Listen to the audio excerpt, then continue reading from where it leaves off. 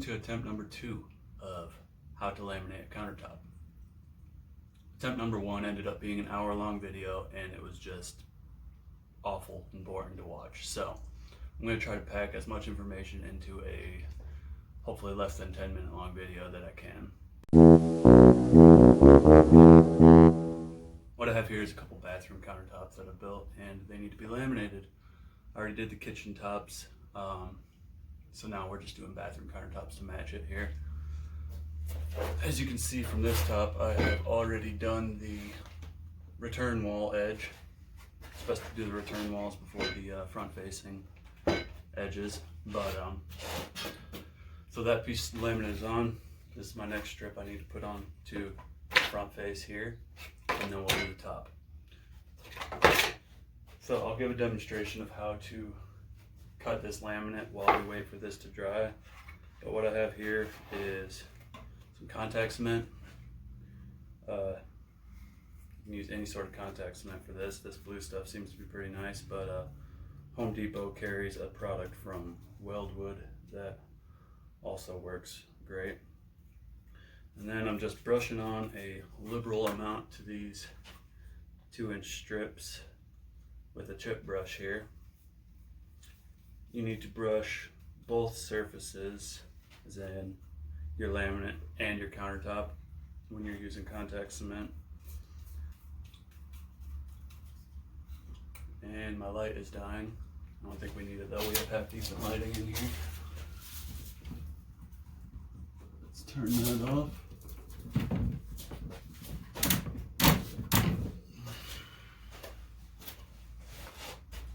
So after you brush both surfaces with contact cement, you need to give it about 15 to 20 minutes to dry before you can actually stick it on. It should be dry to the touch. Also, when you're applying contact cement, you want to be sure that the surface you're gluing is completely saturated. Better to use too much glue than not enough.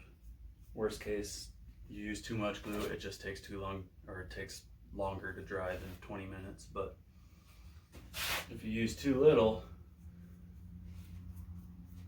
your laminate will fail. So keep that in mind.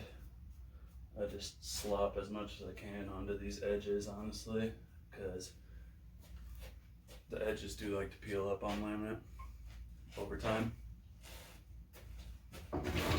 So now that I have both those pieces glued, I'll go ahead and move them to an area where they can dry. And then I do have my second top sitting over here that is probably dry and ready to stick on, so we can roll right into that. Be right back.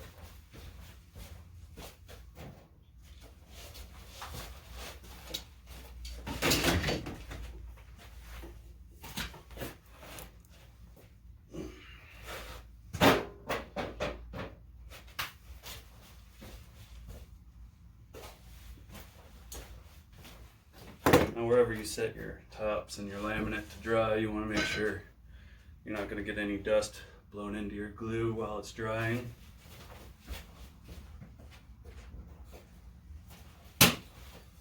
All it really takes is a little bit of dust to ruin it. But this is now dry to the touch. This is my other countertop I've been working on. So I'll just go ahead and press this strip into place. You want to give it 20 pounds of pressure or so when you're pressing this on to really get the contact cement to grab on. And then you'll trim up the excess with a flush bit router. Now that I have my earplugs on, I'm going to attempt to not yell at the camera, but it should be quick.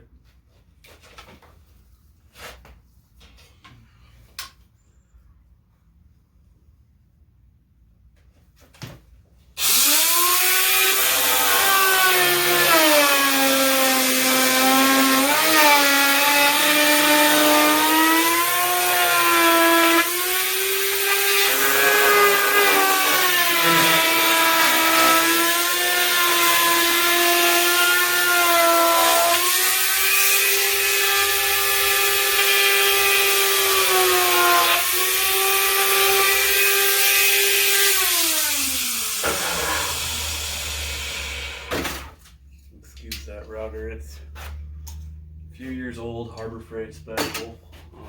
I think it's time for me to replace it. The motor's definitely going bad.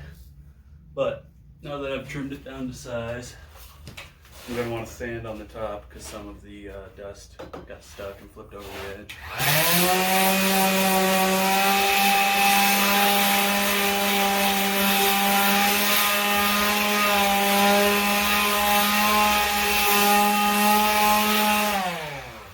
So, this top is about ready for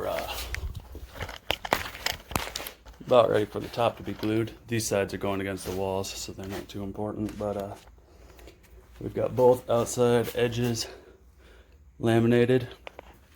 Next step will be to glue the top and I've already pre-cut my laminate, so in hopes of making this a quicker video, I'll go ahead and glue that on, and then we'll trim that with a router. First, I want to get my other strip of laminate here, which that's just about ready, glued to that top. It's pretty close, but we're gonna give it just a couple more minutes. While we wait for those couple minutes to pass, I'll do a quick demonstration on how I cut the laminate. It's just an old scrap piece I have. Figured it'd be good to for demonstration purposes. This right here, this is actually for cutting cement board and hardy backer. It's a scoring tool. You can see it's got a tapered cutting edge on it on both sides. Hard to see, hard to get focus on that, but what that does is it creates a deeper groove when you score it, because you're not actually cutting through the laminate, you're just scoring it and breaking it. And it works a million times faster than a knife. It's only like $10 for one of these. I replace these every 2 or 3 laminate jobs because just having them sharp just makes your life so much easier. But all you have to do is measure your laminate. You know, say I wanted to make those 2-inch strips. Conveniently, my straight edge is 2 inches wide, so I just line it up flush with the edge. Score it a couple times. And then on the 4th or 5th pass, that's when I really give it good pressure. I don't on the first couple because it's a little bit easier to slip off when you're pressing hard, but if you create a soft groove first, then it's easier to press hard. And then all you have to do is snap it. And it's that easy. But this second top should be about dry now. We can stick on our other piece of laminate.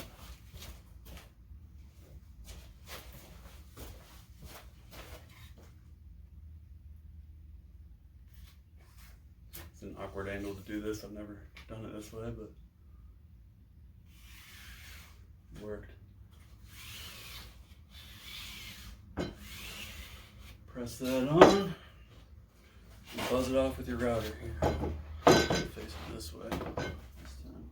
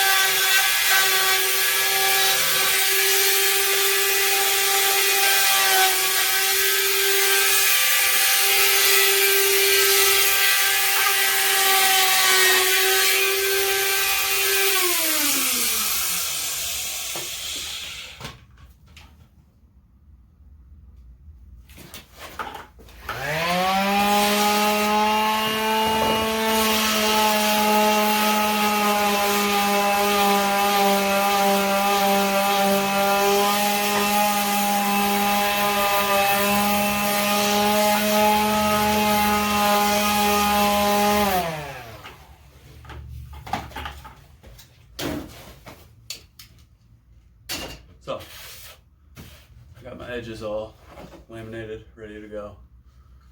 What I'll do in the end is I'll take a file onto like corners like this, and I can file all the edges and make it look really smooth.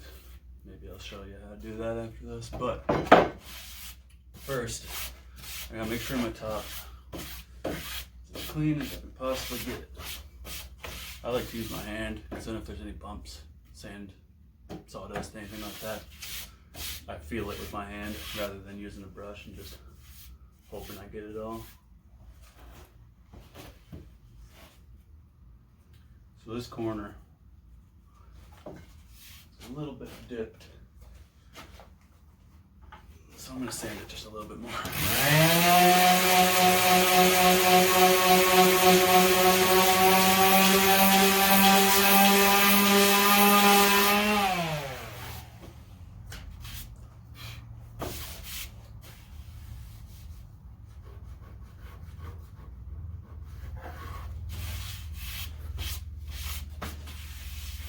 Now, what I'm going to want to do, you can always just take your contact cement and just brush it on with a chip brush, but I find this takes forever, so I like to use a roller. And they make these skins, it might be kind of hard to find, so you don't need them, but if you can find them, I definitely recommend them. It almost kind of like reminds me of like a burlap type of carpet, but if you can't find it, it's not a big deal. You can always use you can trowel it on, you know, a really fine tooth trowel, or you could use a foam roller would work fine, or like I said, your 50-cent chip brush, just brush it on. If you're only doing, you know, 1 or 2 of these, there's no sense in going out and buying extra stuff. But I do love my adhesive rollers. So I just pour it on. Not really afraid to use too much.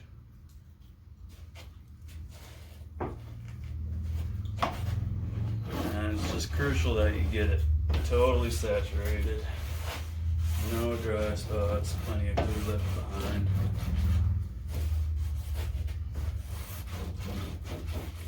Part of what made my last video on how to do this so long is I was doing a big kitchen countertop, so everything took a lot longer, like spreading this glue. But doing these small bathroom tops should be pretty good for a video. What am I at right now? Oh, I'm already at 14 minutes. That's longer than I was hoping for, but maybe I can condense it. We'll see. But once we get all this spread covered up well, take this and set it somewhere to dry, somewhere safe to dry for 10-15 minutes while I glue the top piece of laminate. Normally I like to apply my glue to the laminate before the top because this countertop, this wood is pretty porous, this particle board, so it tends to dry a little bit faster than the laminate. But making a video while doing this turns out to be pretty distracting, so luckily I've done enough of these that it should be fine.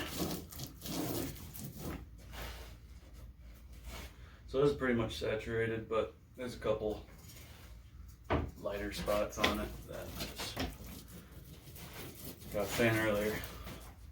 Rather have too much glue than not enough. But that's looking pretty good now. Nice and covered. It's a hot day, so it might not take a full 20 minutes for the glue to dry, but plan for it.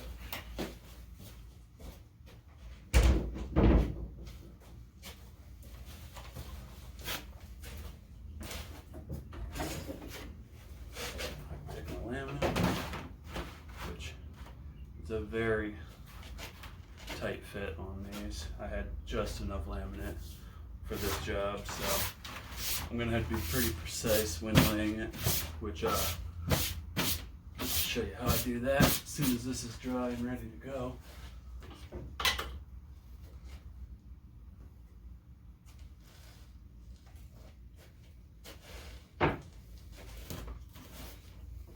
A lot of times I'll set my laminate down on my countertop and then mark from underneath. These bathroom countertops, you probably saw there was a hole cut out in the middle for where the sink is going to go. There's really no reason for me to apply glue where that hole is, but I've got plenty of extra glue, and I personally don't really hold on to this glue. That's why I buy it in quarts rather than gallons. I'd rather not store it in my hot garage and then end up using it on a different job months later, however long it ends up being. So I just buy a new, buy the quart, buy new for every new job. I don't do this on a regular enough basis to justify buying it in bulk. I'm sure it stores just fine, but they're safe and sorry. So this is nice and covered now. Set this to the side, let it dry while I glue up this one. I'll probably just skip through gluing this one just to make the video a little bit quicker. But when I come back, we will stick this on.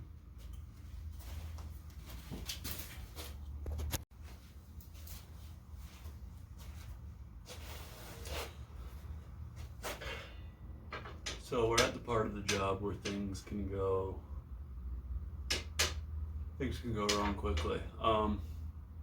With contact cement, it's basically like putting down a giant sticker that will rip if you try to peel it off. As soon as contact cement makes contact with other contact cement, it sticks on the spot. So what I do actually is, once my contact cement is dry, I take dowels like I have here, and I lay them across the surface that I'm looking to laminate. That way when I bring over my sheet of laminate, I can just lay it on top of the dowels, get it in position, and pull them one at a time, just so that way I don't end up ruining a $200 piece of laminate and having to go buy more. And in this case, for example, I have exactly enough laminate. So I have to be very precise with how I'm putting it down, because if I end up putting it on a little bit crooked, odds are very low that I can actually pull it up without breaking the laminate. So my laminate should be dry by now. My countertop is. I'll go ahead and grab it, and we'll start sticking it down.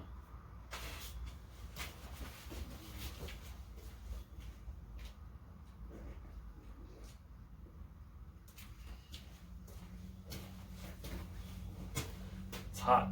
I had it sitting in the sun, which I normally don't do, because when you set it outside, you kind of risk wind blowing something into it.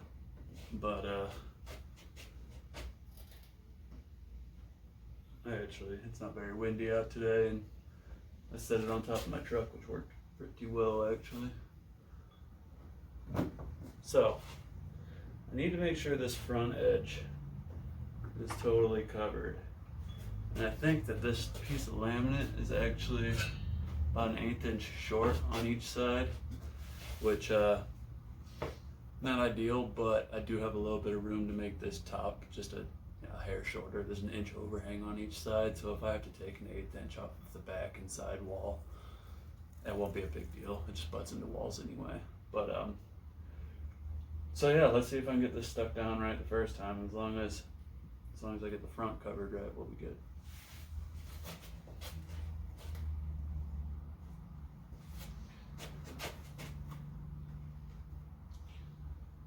So I like to tack one corner down first, And then I'll actually just kind of back one dowel over, easy.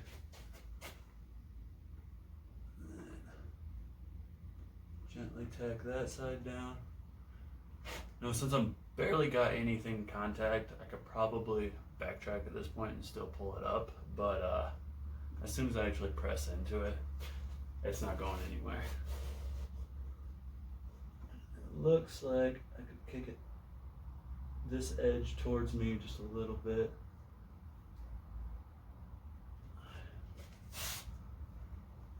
Alright, so just like that. Go ahead and pull this first dowel, no turning back at this point.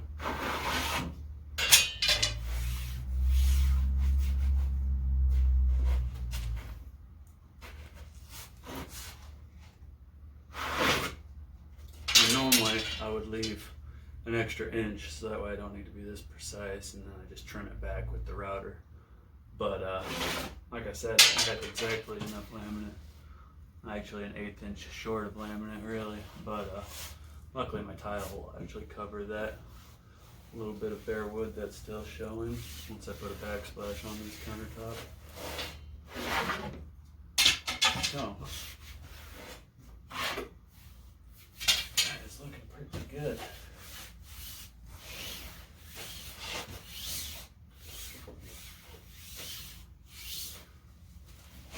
I'll show you guys what I mean by just how little extra I had to work with. So I actually lined that up perfectly on this edge. You see it hung over just a little bit, but then you can see that much of the top I wasn't even able to cover just from being so short on laminate. But we got it to work. We got a little bit we need to trim off here with the router still, and then we need to punch out the sinkhole. So I'll show you how to do that, and then you will know how to do a laminate countertop. First thing I want to do before I start trimming it is you need to kind of press down on contact cement. I think it's 25 pounds of pressure, something in that area. I just press as hard as I can with my J roller here, which is the greatest name for a tool ever. But you don't really need a J roller. You could always just use like a 2x4, you know, something that's not going to scratch the laminate. A grout float works nicely. I've done that plenty of times.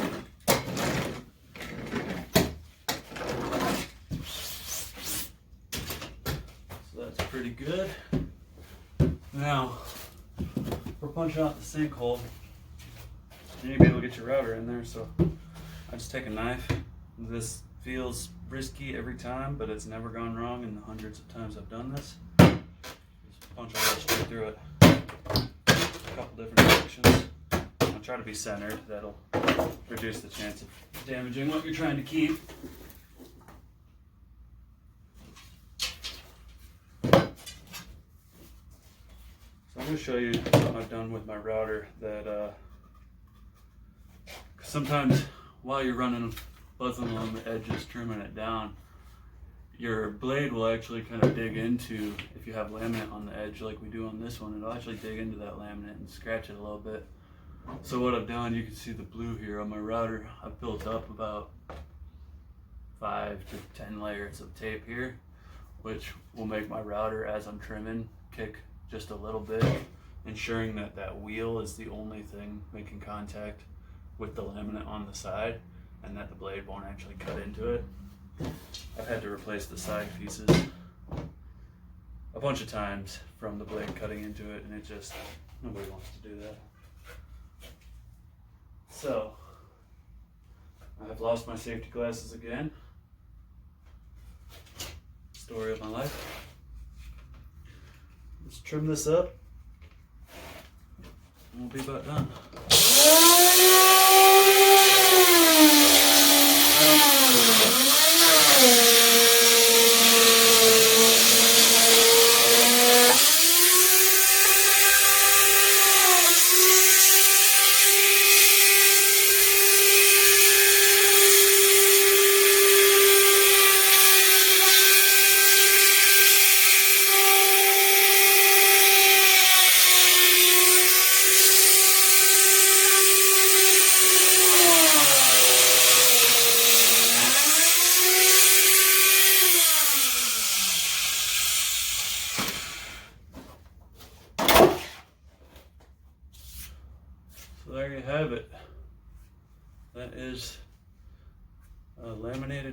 countertop with a laminate edge on it. Now the final thing we're going to do to really give this a nice finished look, which turns out I have no idea where my file is either, so I'll have to find that. But just for a quick demonstration, we'll pretend that this chisel here is a file. What I would do is I'd take my file and just run down like this until it gives me a nice clean edge. You don't want to rush it, and it will give you a really nice edge. I use a fine finished file, and yeah, that's really how you make it look like it just came out of a factory. So if you like this video and you want to see more like it, feel free to speak up in the comments, ask any questions you might have. There's a lot to cover in as short of a video as I could make it, but yeah, hope this helps you guys.